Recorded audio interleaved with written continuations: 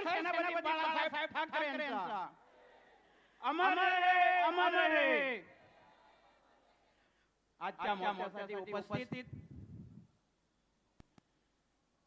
सर्व बंधू आणि भगिनींनो, आज खरं तर महाराष्ट्राची मिनी विधानसभा पुढे त्या अनुषंगाने हा जो ठाणे महानगरपालिकेवरती आदरणीय पक्षप्रमुख आणि मनसे प्रमुख यांनी दिलेल्या आदेशाने महाराष्ट्र विकास आघाडीच्या नेत्यांनी दिलेल्या आदेशाप्रमाणे या ठिकाणी आपण पहिलाच मोर्चा काढत आहोत आणि पहिल्याच मोर्चात गद्दार समजून जातील की आपण कोणते आहोत.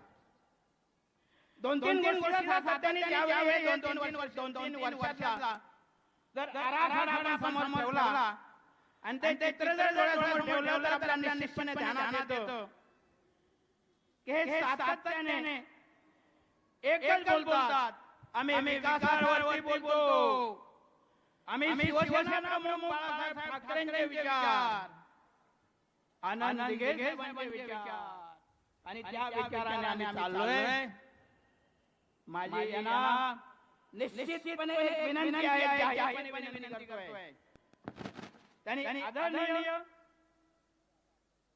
आनंद दिघे साहेब आणि बाळासाहेब यांच्या रानासमोर बोलून अशा शब्द विचारावेत आणि बोलावेत. त्या ठिकाणी आदरणीय वंदनीय बाळासाहेब असते, दिघे साहेब असते, तुम्हाला जाब विचारतील की अरे साल्यानो, तुम्हाला हेच मी शिकवलं का, हे समाजकार्य शिकवलं का, हे तुम्हाला नीतिमत्ता शिकवली का. तुमचं जे चाललेलं ना, जे 1966 साली शिवसेना रोपटं लावलं, त्या रोपट्याला घाव घालायचं काम तुम्ही करत आहात.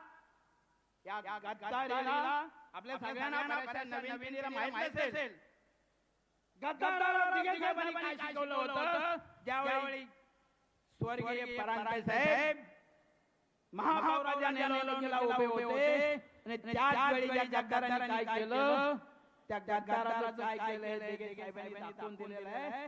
हे आपल्याला ज्ञात आहे नसेल त्यांनी समजून घ्यावं तो इतिहास.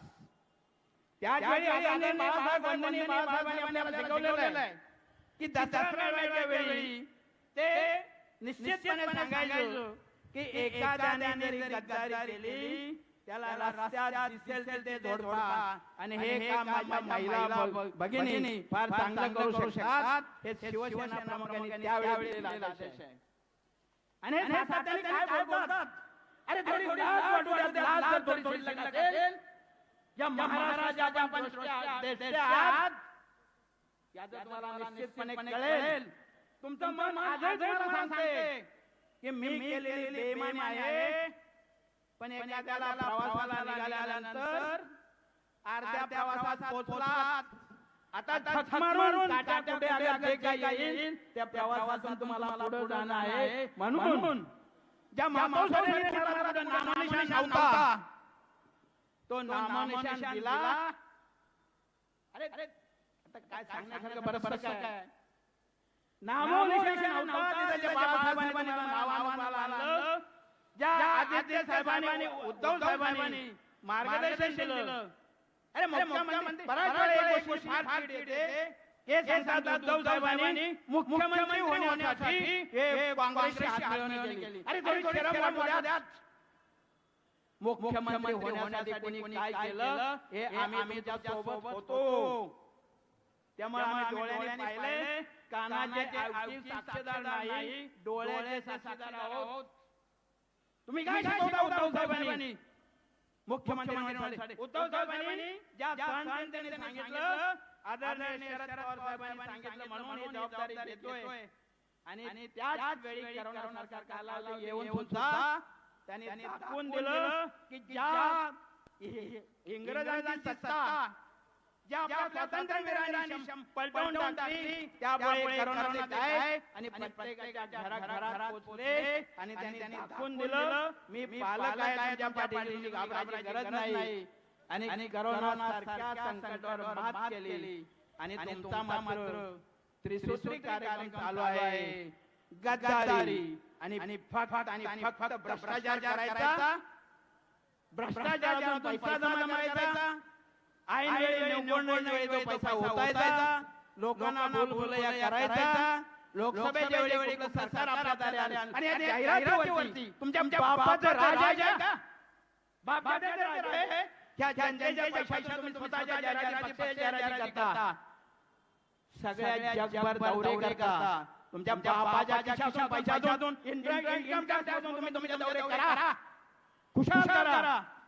आज ज्या पदावरती बसलात तुम्हाला थोडी शरम वाटत नाही?